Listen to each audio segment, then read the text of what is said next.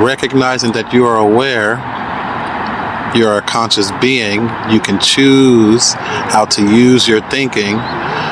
In that sense, you would use your state of consciousness to its advantage by, hello there.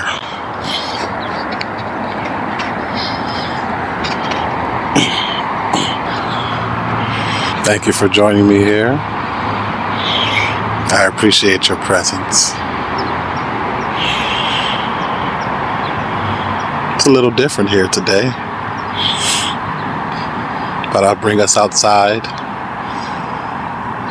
So not only I can enjoy the spaciousness, but there's a chance that while listening, you can take a moment and look around behind me. And nature is a wonderful entry point to stillness and presence. So I had a question here.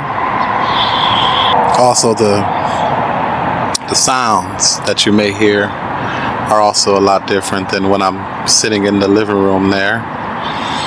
You'll hear things around, and when we hear those things, I may take a moment and just allow the spaciousness to deepen within you and myself. But I did have a question that someone sent over. And the question was, if I remember correctly,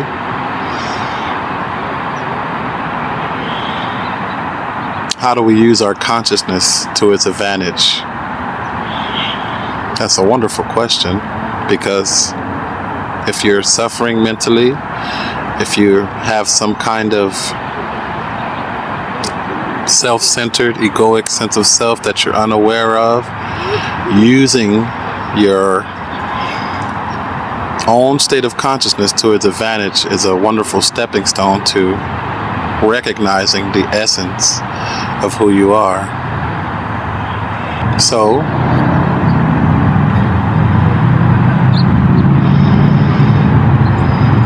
some wonderful sounds here. It's not too hot. I thought of doing it another day, but it was much too hot, and I would be drenched in sweat sitting here. But we have a break in the weather here that allowed me to come and sit here and talk with you.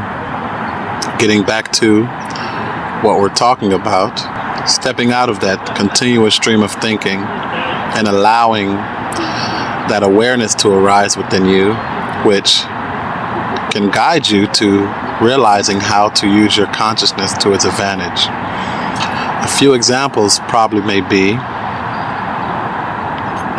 for example, you're at the checkout line in the supermarket and there's a long line, and your consciousness or your thought process starts to complain. Using your state of consciousness to its advantage wouldn't be to give the complaining thoughts more energy. That would be going against using your state of consciousness to its advantage. Recognizing that you are aware, you are a conscious being, you can choose how to use your thinking. In that sense, you would use your state of consciousness to its advantage by reconstructing those thoughts, or completely just observing them, seeing that, oh, there are those negative thoughts again, there are those unconscious thoughts again. Do I have to give those unconscious thoughts energy?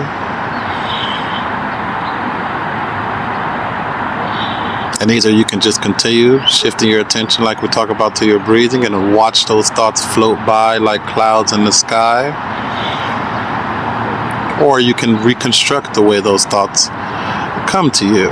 Well, they may still come to you negatively, but you can reconstruct the way you perceive those thoughts, let's say. So the thought says, oh, this is insane. This line is all the way down the aisle 7. I've been in that situation.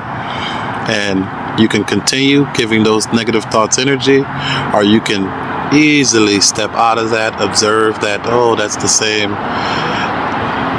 negative thought process that usually come into my mind and allow it to pass by?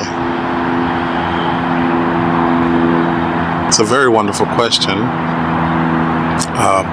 They asked because it seems to be that may be a key point to shifting a lot of humans' state of consciousness to a more at ease state of consciousness, knowing that you can use your consciousness to its advantage. It's full of creativity, expression. If you do not use that creativity, it turns the negative thinking becomes creative. So then you're able to basically complain about anything, which isn't using your consciousness to its advantage. It's allowing the mind to use you.